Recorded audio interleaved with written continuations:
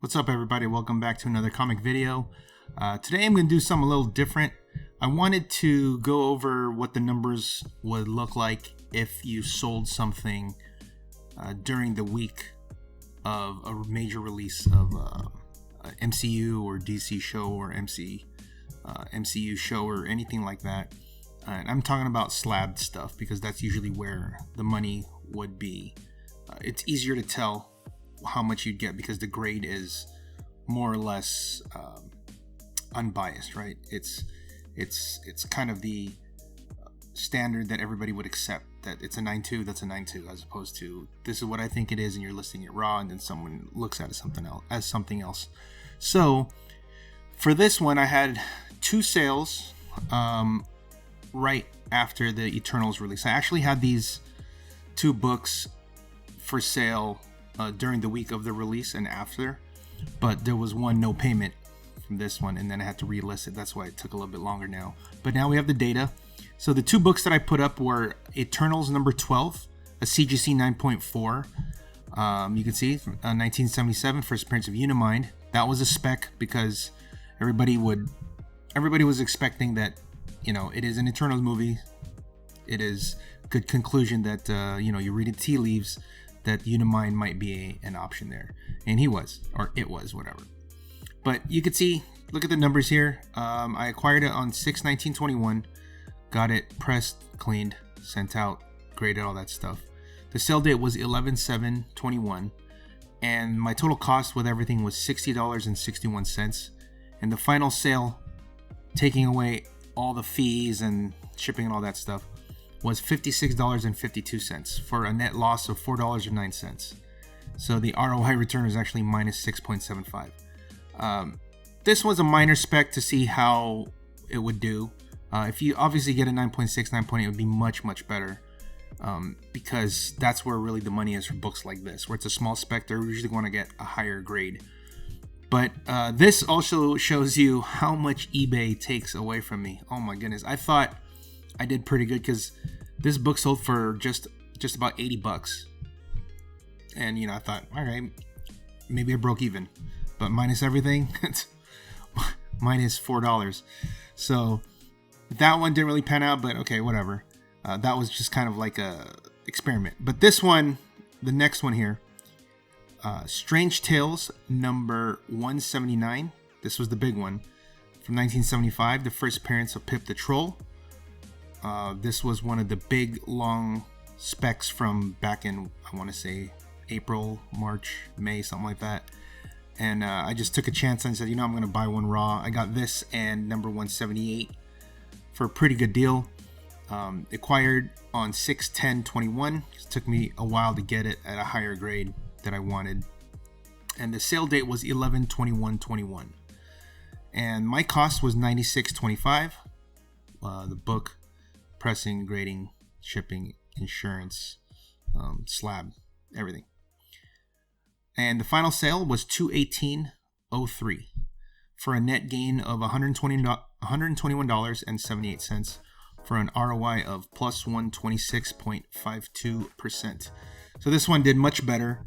So all in all, I made $117 or something like that between the two books in just a few months' time.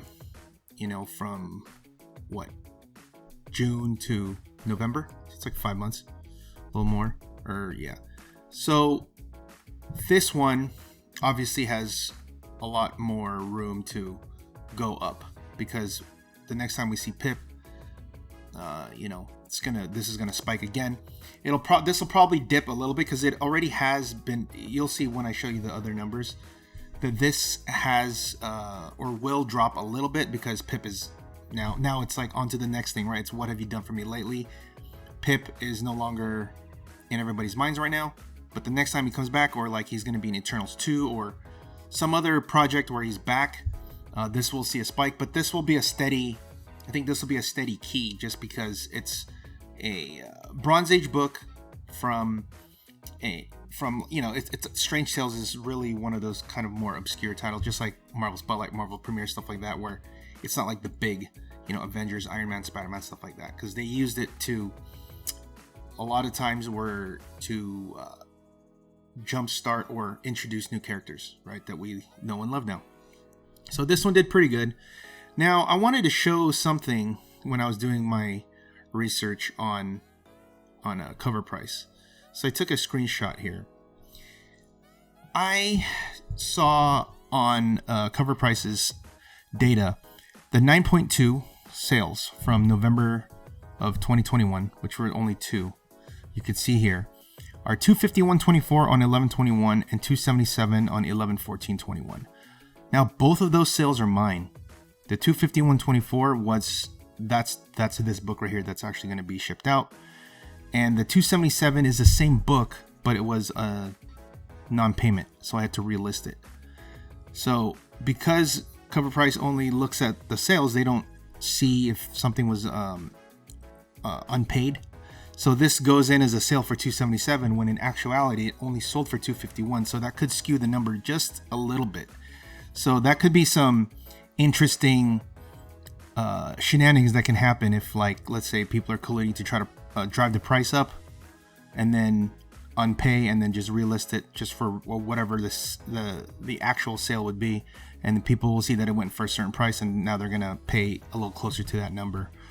But aside from that, you could see just from a week after, it dropped about $25, which is about right because now that's a week after the movie is released.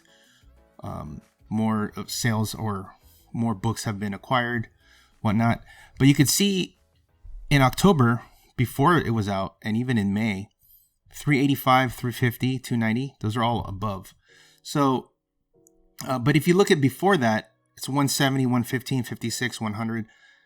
So that shows you that even though this isn't at the peak, the floor on this is still much higher, like way higher, double than what it was before the spec was even out, right? Because I want to say May was when everybody spec'd on this book, and that's why the CGC, the 9.2s were really high, right? 350, 290, 385.